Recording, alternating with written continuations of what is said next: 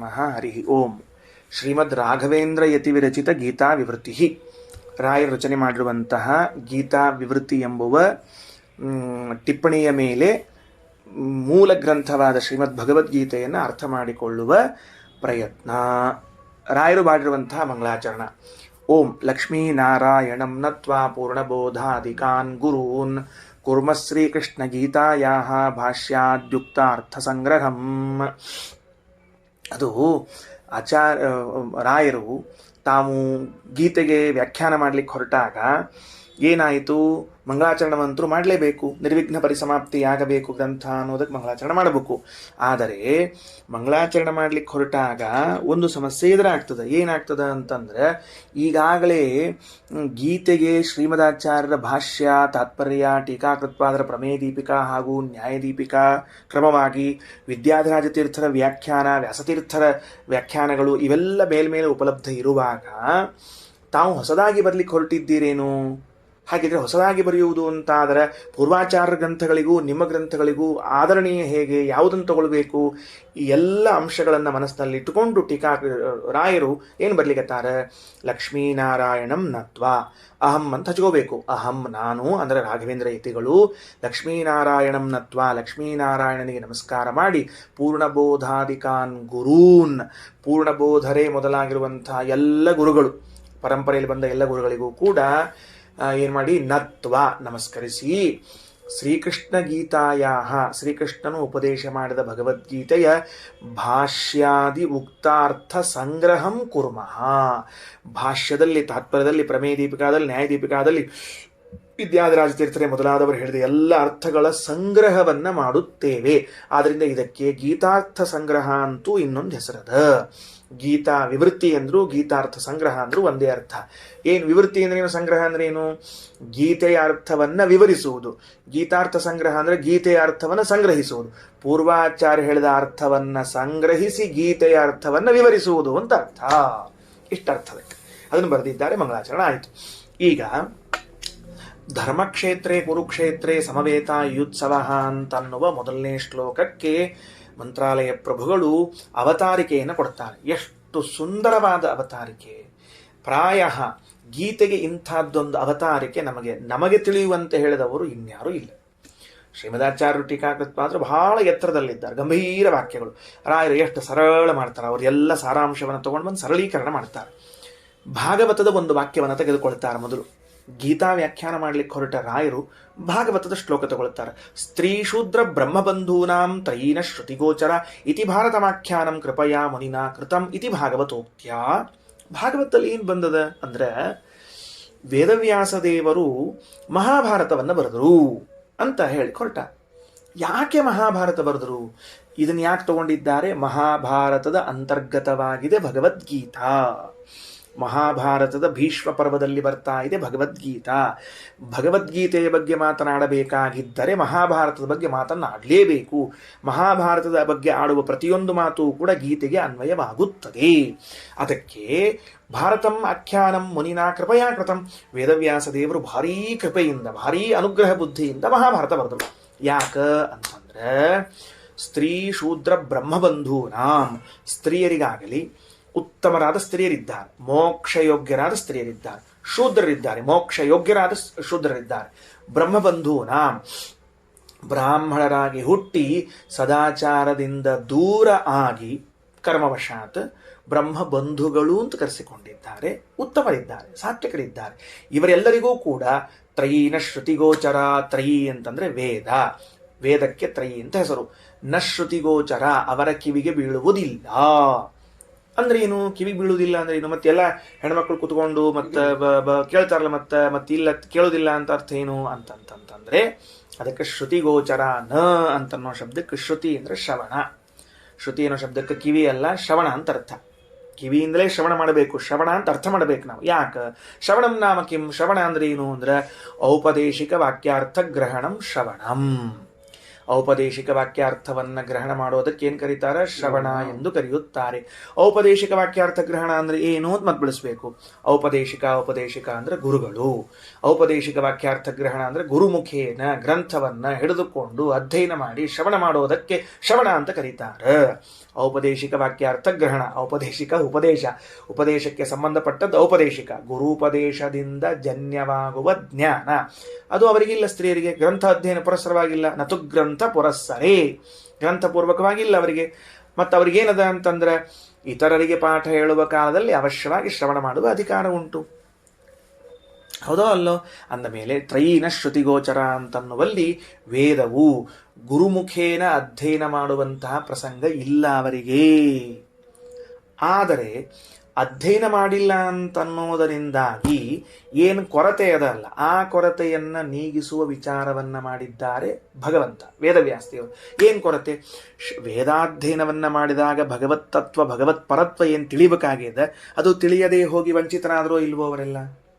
ವಂಚಿತರಾದರಲ್ಲ. ಹಾಗಾದರೆ ಆ ವಂಚನೆಯಿಂದ ಬಿಡಿಸಿ ನಿರ್ವಂಚಿತರಾಗುವಂತೆ ಮಾಡಲಿಕ್ಕೆ ಭಾರತಮಾಖ್ಯಾನಂ, ಮಹಾಭಾರತವನ್ನು ಬರೆದಿದ್ದಾರೆ. ಹಾಗೆ ಮಹಾಭಾರತಾದಿಗಳನ್ನು ಅವಶ್ಯವಾಗಿ ಕುಳಿತುಕೊಂಡು ಶ್ರವಣ ಮಾಡಿ ಕೆಲವರ ಪ್ರಕಾರ ಗ್ರಂಥ ಪುರಸ್ಸರವಾಗಿ ಅಧ್ಯಯನ ಮಾಡಲಿಕ್ಕೆ ಅವಕಾಶ ಉಂಟು. ಕೆಲವರ ಪ್ರಕಾರ ಮಹಾಭಾರತಾದಿಗಳನ್ನು ಹೌದೌದು. ಅದಕ್ಕೇನೆ ಕೆಲವು ಕಡೆಗಳಲ್ಲಿ ಭಗವದ್ಗೀತಾ ವಿಷ್ಣು ಸಹಸ್ರನಾಮಾದಿಗಳೆಲ್ಲ ಸ್ತ್ರೀಯರು ಅವಶ್ಯವಾಗಿ ಹೇಳ್ತಾರೆ.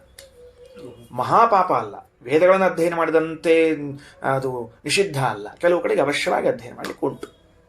ನಮ್ಮಲ್ಲಿ ಕರ್ನಾಟಕದಲ್ಲಿ ಮಾತ್ರ ಕೆಲವು ಪ್ರಾಂತ್ಯಗಳಲ್ಲಿ ಇಲ್ಲ. ಆದರೆ ಆಂಧ್ರದಲ್ಲಿ, ಮಹಾರಾಷ್ಟ್ರದಲ್ಲಿ, ತಮಿಳುನಾಡುಗಳಲ್ಲಿ ಅಕ್ಷರಶಃ ವಿಷ್ಣು ಸಹಸ್ರನಾಮ ಭಗವದ್ಗೀತಾದಿಗಳನ್ನು ಸ್ತ್ರೀಯರು ಸರಳವಾಗಿ ಹೇಳ್ತಾರೆ, ನಮಗಿಂತ ಚಂದ ಹೇಳ್ತಾರೆ. ಅಲ್ಲಿ ಹೇಳ್ತಾರೆ ಅಂದ್ರೆ ಅವರು ಮುಂಗೈ ಜೋರಿಂದ ಹೇಳ್ಯಾರ ಅಂತಲ್ಲ, ಸಂಪ್ರದಾಯ ಅದ ಅಂತ ಅರ್ಥ. ಅದಕ್ಕೆ ಇಲ್ಲರ ಅವರಂಗೆ ಹೇಳ್ತಿದ್ರು. ಅಂದ ಮೇಲೆ ಹಾಗೆ ಉಂಟು ಅಂತ ಅನ್ನೋದು ಕೆಲವು ಕಡೆಗೆ ವಾಕ್ಯಾರ್ಥ ಇಲ್ಲ.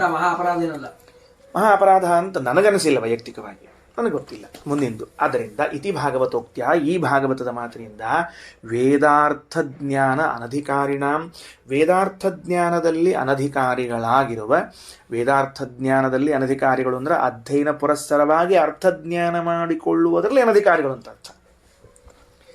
ಹೆಂಗರ್ಥ ಮಾಡ್ಬೇಕು ಅದನ್ನ?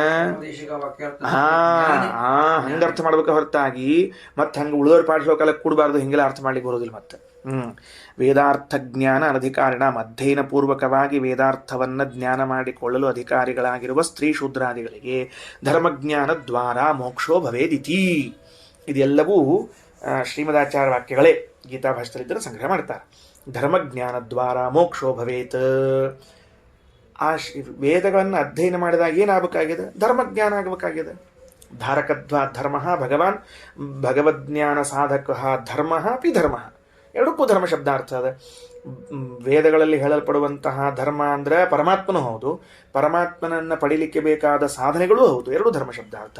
ಆ ಧರ್ಮಜ್ಞಾನವು ಆಗಲಿ, ಅದರ ಮೂಲಕವಾಗಿ ಮೋಕ್ಷವಾಗಲಿ ಎನ್ನುವ ಉದ್ದೇಶದಿಂದ ಭಗವಾನ್ ವೇದವ್ಯಾಸ ದೇವರು ಸಂಭವ ಸಭಾ ಆರಣ್ಯ ವಿರಾಟ ಉದ್ಯೋಗ ಭೀಷ್ಮ ದ್ರೋಣ ಕರ್ಣ ಶಲ್ಯ ಗದಾ ಸೌಷುಪ್ತಿಕ ಶಾಂತಿ ಅನುಶಾಸನಿಕ ಆಶ್ವಮೇಧಿಕ ಮೌಸಲ ಮಹಾಪ್ರಸ್ಥಾನ ಸ್ವರ್ಗಾರೋಹಣ, ಇಲ್ಲಿವರೆಗೆ ಮಹಾಭಾರತದಲ್ಲಿ ಬಂದ 18 ಪರ್ವಗಳು ಭವಿಷ್ಯತ್ ಪರ್ವ ಭೇದೇನ ಹರಿವಂಶದಲ್ಲಿ ಬಂದಿರುವಂತಹದ್ದನ್ನು ಸೇರಿಸಿ 18 ಪರ್ವಾತ್ಮಕಂ ಭಾರತಂ ಕೃತ್ವಾ 18 ಪರ್ವಗಳಿಂದ ಕೂಡಿರುವಂತಹ ಮಹಾಭಾರತವನ್ನು ಬರೆದು ತತ್ರ ಆ ಮಹಾಭಾರತದಲ್ಲಿ 18 ಪರ್ವಗಳಿಂದ ಕೂಡಿದ ಮಹಾಭಾರತದಲ್ಲಿ ಭೀಷ್ಮ ಪರ್ವದಲ್ಲಿ ಭಾರತ ಪಾರಿಜಾತ ಮಧುಭೂತಾಂ, ಮಹಾಭಾರತವೇ ದೊಡ್ಡದಾದ ಪಾರಿಜಾತ. ಆ ಪಾರಿಜಾತದಲ್ಲಿರುವಂತಹ ಮಕರಂದ, ಮಧು ಅಂದರೆ ಸರ್ವಭಾರತಾರ್ಥ ಸಂಗ್ರಹಭೂತವಾದ ಇಡೀ ಭಾರತದ ಅರ್ಥವನ್ನು ಸಂಗ್ರಹ ಮಾಡಲಿಕ್ಕೆ ಹೊರಟಿರುವ ಶ್ರೀಕೃಷ್ಣ ಅರ್ಜುನ ಸಂವಾದ ರೂಪಾಂ, ಕೃಷ್ಣ ಅರ್ಜುನರ ಸಂವಾದ ರೂಪವೆನಿಸಿರುವಂತಹ ಭಗವದ್ಗೀತಾಂ ನಿಬಬಂಧ, ಭಗವದ್ಗೀತೆಯನ್ನ ಸಂಯೋಜನೆ ಮಾಡಿದ್ದಾರೆ.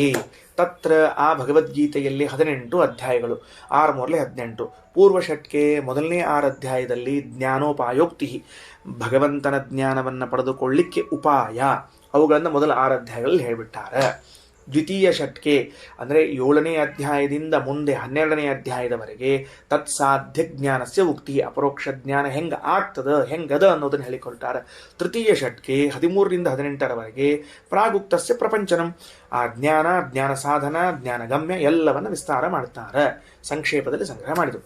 ತತ್ರ ಅಧ್ಯಾಯ ದ್ವಿತೀಯೇ ಕತಿಪಯ ಶ್ಲೋಕಾಶ್ಚ, ಆ ಭಗವದ್ಗೀತೆಯ 18 ಅಧ್ಯಾಯಗಳಲ್ಲಿ ಮೊದಲನೇ ಅಧ್ಯಾಯವು ಹಾಗೂ 2ನೇ ಅಧ್ಯಾಯದ 10 ಶ್ಲೋಕಗಳು ಕೃಷ್ಣೇನ ಅರ್ಜುನ ಬೋಧನೆ ಪ್ರಸಕ್ತಿ ಸಂಪಾದನಾಯ ಪ್ರವೃತ್ತ. ಕೃಷ್ಣ ಅರ್ಜುನನಿಗೆ ಯಾಕ ಗೀತೋಪದೇಶ ಮಾಡಿದ ಅಂತನ್ನೋ ಪ್ರಸಂಗವನ್ನು ತಿಳಿಸಲಿಕ್ಕೆ ಹೊರಟಿರುವಂತಹದ್ದು. ತತ್ರ ಅಯಮರ್ಥ. ಆ ಶ್ಲೋಕಗಳಲ್ಲಿ ಇದು ಅರ್ಥ. ಅಲ್ಲೇನು ಮೊದಲನೇ ಅಧ್ಯಾಯದ 1ನೇ ಶ್ಲೋಕದಿಂದ 2ನೇ ಅಧ್ಯಾಯದ 10 ಶ್ಲೋಕಗಳವರೆಗೆ ಏನು ಹೇಳ್ಯಾರ ಅಲ್ಲಿ ಈ ಅರ್ಥ ಅಂತ ರಾಯರು ವ್ಯಾಖ್ಯಾನವನ್ನು ಶುರು ಮಾಡ್ತಾರೆ. ಧೃತರಾಷ್ಟ್ರ ಉವಾಚ. ಧೃತರಾಷ್ಟ್ರನ ಹೇಳಿದ ಕಿಮಿತಿ ಉವಾಚ, ಏನಂತ ಹೇಳಿದ? ಧರ್ಮಕ್ಷೇತ್ರೇ ಕುರುಕ್ಷೇತ್ರೇ ಸಮವೇತಾಯುತ್ಸವ ಮಾಮಕ ಪಾಂಡವಾಶ್ಚೈವ ಕಿಮಕುರ್ವತ ಸಂಜಯ. ಧರ್ಮೇತಿ, ಧರ್ಮಕ್ಷೇತ್ರ ಅಂದರೆ ಧರ್ಮ ಸಾಧನ ಭೂಮಿ ಅಂತ ಅರ್ಥ. ಧರ್ಮ ಸಾಧನ ಭೂಮಿ ಅಂದರೆ ಧರ್ಮಕ್ಷೇತ್ರ. ಕ್ಷೇತ್ರ ಶಬ್ದಕ್ಕೆ ಭೂಮಿ ಅಂತ ಅರ್ಥ, ಧರ್ಮ ಶಬ್ದಕ್ಕೆ ಧರ್ಮ ಅಂತ ಅರ್ಥ. ಸಾಧನ ಎಂಬುದು ಮಧ್ಯಮ ಪದ ಲೋಪವಾಗಿದೆ. ಮಧ್ಯಮ ಪದ ಲೋಪವಾಗಿ ಧರ್ಮ ಸಾಧನ ಭೂಮಿ ಅಂತ ಕರ್ಸ್ಕೊಂಡದ. ಶಾಖಪ್ರಿಯೋ ಪಾರ್ಥಿವ ಶಾಖಪಾರ್ಥಿವ ಅಂತ ಹೇಳಿದಂತೆ. ಭೋಜನ ಬ್ರಾಹ್ಮಣ ಅಂತ ಹೇಳಿದಂತೆ. ಭೋಜನ ಬ್ರಾಹ್ಮಣ ಅಂದ್ರೆ ಭೋಜನ ಪ್ರಿಯೋ ಬ್ರಾಹ್ಮಣ ಅಂತ ಅರ್ಥ. ಅಲ್ಲಿ ಪ್ರಿಯ ಶಬ್ದ ಲೋಪವಾಗಿದೆ. ಹಂಗ ಕುರುಕ್ಷೇತ್ರೇ, ಅದಕ್ಕೆ ಹೆಸರು ಕುರುಕ್ಷೇತ್ರ ಅಂತ. ಕುರು ಎಂಬುವ ರಾಜನಿಂದ ನಿರ್ಮಾಣವಾದ ಕ್ಷೇತ್ರ. ಧರ್ಮ ಸಾಧನೆಗಾಗಿ ಕುರು ಎಂಬ ರಾಜನು ನಿರ್ಮಾಣ ಮಾಡಿದ ಕ್ಷೇತ್ರ ಇದು. ಈ ಕ್ಷೇತ್ರದಲ್ಲಿ ಧರ್ಮದ ಸಾಧನೆಯಾಗಲಿ ಅಂತ ಮಾಡಿದ್ದವನ ಆ ಕ್ಷೇತ್ರವನ್ನ. ಅಲ್ಲಿ ಧರ್ಮ ಯಾರ ಪರವಾಗಿದೆ ಅಂತ ನಿರ್ಣಯಿಸುವುದಕ್ಕಾಗಿ ಹೋರಾಡಲಿಕ್ಕೆ ಬಂದಾರೆ ಇವರು. ಧರ್ಮ ಯಾರ ಪರ ಅದ? ಪಾಂಡವರ ಪರ ಧರ್ಮ ಅದನೋ ಕೌರವರ ಪರ ಧರ್ಮ ಅದನೋ? ನ್ಯಾಯ ಯಾರ್ದು ಅನ್ಯಾಯ ಯಾರ್ದು ಅಂತ ಸಿದ್ಧ ಆಗಲಿಕ್ಕೆ ಎಲ್ಲಿ ಬಂದಾರ? ಧರ್ಮಕ್ಷೇತ್ರದಲ್ಲಿ ಬಂದಿದ್ದಾರೆ. ಇಲ್ಲಿ ಧರ್ಮ ಸಾಧನೆ ಆಗೇ ಆಗ್ತದೆ ಅನ್ನೋದಕ್ಕೆ ಕೃಷ್ಣ ಕುರುಕ್ಷೇತ್ರ ಕರ್ಕೊಂಬಂದವ್ರನ್ನೆಲ್ಲಾರನು. ಬೇರೆ ಜಾಗ ಇದ್ದಿಲ್ಲ ಏನೆಲ್ಲರ ಯುದ್ಧಕ್ಕೆ ಬೇಕಾದ ಜಾಗ ಇತ್ತು. ಇಲ್ಲಿ ಕರ್ಕೊಂಬರ್ಲಿಕ್ಕೆ ಕಾರಣ ಏನು? ಇದೇ ಕಾರಣ. ಆಯ್ತಾ? ಯುಯುತ್ಸವ ಅಂದರೆ ಯುದ್ಧಮಿಚ್ಛಂತ ಏವ, ಯುದ್ಧ ಮಾಡಲೇಬೇಕು ಅಂತ ಸಂಕಲ್ಪ ಮಾಡಿದ್ದಾರೆ. ಭೇಟಿಯಾಗಿ ಹೋಗ್ಬೇಕು, ಹ್ಯಾಂಡ್ಶೇಕ್ ಮಾಡಬೇಕು ಅಂತಲ್ಲ. ಸಮವೇತಾಹ ಮಿಲಿತಾಹ ಸಂತಹ, ಕೂಡಿಕೊಂಡಾರ. ಸಮವೇತಾಹ ಅನ್ನೋ ಶಬ್ದಕ್ಕೆ ಮಿಲಿತಾಹ ಸಂತಹ, ಕೂಡಿದವರಾಗಿ. ಮಾಮಕಾಹ ಮದೀಯಾಹ ದುರ್ಯೋಧನಾದಯ, ನನ್ನವರಾದ ದುರ್ಯೋಧನಾದಿಗಳು. ಪಾಂಡವಾಶ್ಚ ಪಾಂಡವರು. ಹೇ ಸಂಜಯ ಕಿಮಕುರ್ವತ, ಎಲೆ ಸಂಜಯನೇ ಏನು ಮಾಡಿದರು. ಇದಾದ ಮೇಲೆ ರಾಯರು ವ್ಯಾಖ್ಯಾನ ಶುರು ಮಾಡಿದರೆ. ಈಗ ಇಷ್ಟೊತ್ತು ಶ್ಲೋಕ ಅಭಿಪ್ರಾಯ ಮುಗೀತು. ರಾಯರದ ವಿಶೇಷ ಏನು ಅಂತ ಕೇಳಿದ್ರೆ, ಇತಿ ಶಬ್ದೋ ಯೋಜ್ಯ. ಇಲ್ಲಿ ಒಂದು ಇತಿ ಶಬ್ದವನ್ನು ಯೋಜಿಸಬೇಕು. ಕಿಮಕುರ್ವತ ಸಂಜಯ ಇತಿ ಧೃತರಾಷ್ಟ್ರ ಉವಾಚ, ಎಂದು ಧೃತರಾಷ್ಟ್ರನು ಹೇಳಿದನು ಅಂತ ಹಚ್ಕೋಬೇಕು. ಯಾಕೆ ಇತಿ ಇದ್ದಿದ್ದಿಲ್ಲ ಏನಾಗ್ತಿತ್ತು ಅಂದ್ರೆ, ಧೃತರಾಷ್ಟ್ರ ಉವಾಚ ಕಿಮಿತಿ ಉವಾಚ ಅಂತ ಗೊತ್ತಾಗ್ತಿರ್ಲಿಲ್ಲ. ಧೃತರಾಷ್ಟ್ರ ಹೇಳಿದ, ಏನು ಹೇಳಿದ ಅಂತ ಗೊತ್ತಾಗಿಲ್ಲ.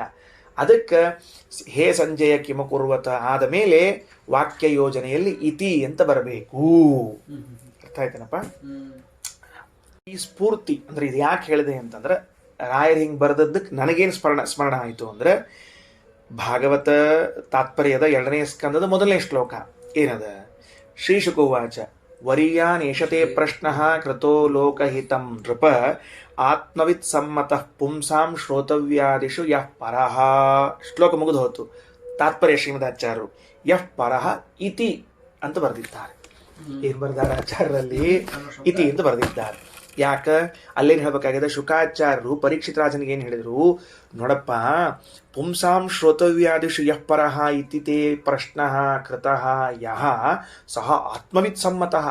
ನೀನೇನು ಕೇಳಿದೆಯಲ್ಲ, ಈ ಜೀವರು ಶ್ರವಣಾದಿಗಳನ್ನು ಮಾಡಬೇಕಾದಾಗ ಆ ಶ್ರವಣಾದಿಗಳಲ್ಲಿ ಶ್ರೇಷ್ಠವಾದದ್ದು ಯಾವುದು ಎಂದು ಏನು ಕೇಳಿದ್ದಿ, ಆ ಯಾವುದು ಎಂದು ಅದಲ್ಲ, ಅದು ಮೂಲ ಶ್ಲೋಕದಲ್ಲಿ ಇಲ್ಲ.